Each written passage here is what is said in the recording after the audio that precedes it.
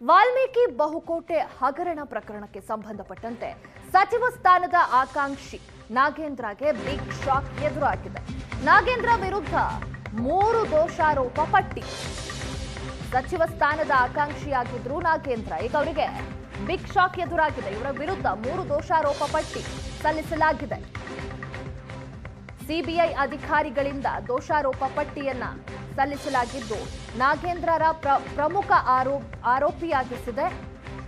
CBI 89 ಕೋಟಿ ಹಗರಣದಲ್ಲಿ ಸಿಲುಕಿದ್ದ ಶಾಸಕ ನಾಗೇಂದ್ರ ಸದ್ಗುರು ಟ್ರಸ್ಟ್ ಎಂದು ನಕಲಿ ಅಕೌಂಟ್ ಅನ್ನು ಸೃಷ್ಟಿಸಿದ್ರು. ಕೋಟ್ಯಾಂತರ ರೂಪಾಯಿ ಸ್ವಂತಕ್ಕೆ ಬಳಕೆ ಮಾಡಿರುವುದು ಸಾಬೀತಾಗಿದೆ.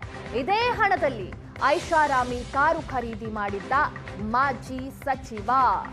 ಮಾಜಿ ಸಚಿವರ ವಿರುದ್ಧ ಈಗ 3 ದೋಷಾರೋಪ ಪಟ್ಟಿಯನ್ನ ಸಲ್ಲಿಸಲಾಗಿದೆ. 1.72 ಕೋಟಿ ಮೌಲ್ಯದ ಕಾರು ಖರೀದಿ ಮಾಡಿದ್ರು ಮಾಜಿ ಸಚಿವರು ನಾಗೇಂದ್ರ, ನೆಕ್ಕುಂಟಿ ನಾಗರಾಜ್ ಸೇರಿದಂತೆ 30 ಜನರ ವಿರುದ್ಧ ಎಫ್ಐಆರ್ ಆಗಿತ್ತು. ಯೂನಿಯನ್ ಬ್ಯಾಂಕ್ ಆಫ್ ಇಂಡಿಯಾ ದೂರಿನ ಮೇಲೆ ತನಿಖೆಯನ್ನ ಆರಂಭ ಮಾಡಿದ್ರು ಅಧಿಕಾರಿಗಳು.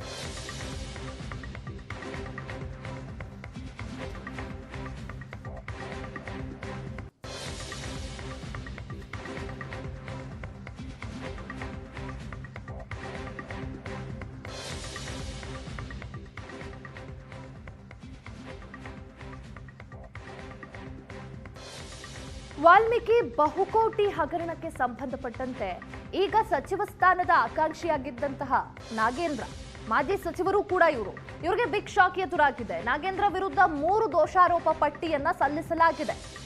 ಸಿಬಿಐ ಅಧಿಕಾರಿಗಳು ದೋಷಾರೋಪ ಪಟ್ಟಿಯನ್ನ ಸಲ್ಲಿಕೆ ಮಾಡಿದ್ದು ಈ ಹಗರಣದಲ್ಲಿ ಇವರ ಪಾಲುದಾರಿಕೆ, ಹಾಗೆ ಇವರು ಹಣವನ್ನ ಬಳಸಿಕೊಂಡಿರೋದನ್ನ ಖಚಿತಪಡಿಸಿದ್ದಾರೆ ಅಧಿಕಾರಿಗಳು.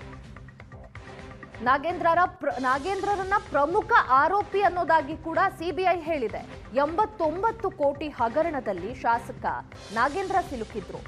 ಇದೇ ವಿಚಾರವಾಗಿ ಈಗ ಅಪ್ಡೇಟ್ಸ್ ಇರುವಂತದ್ದು. ದೋಷಾರೋಪ ಪಟ್ಟಿಯನ್ನ ಸಲ್ಲಿಸಿದ್ದಾರೆ ಅಧಿಕಾರಿಗಳು.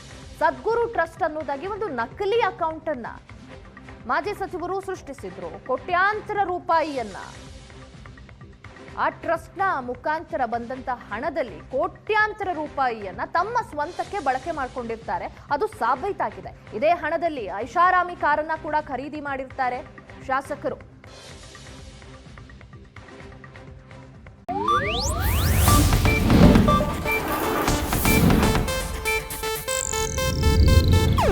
ಇದು ಏಷ್ಯಾನೆಟ್ ನ್ಯೂಸ್ ನೆಟ್ವರ್ಕ್ ಪ್ರಸ್ತುತಿ.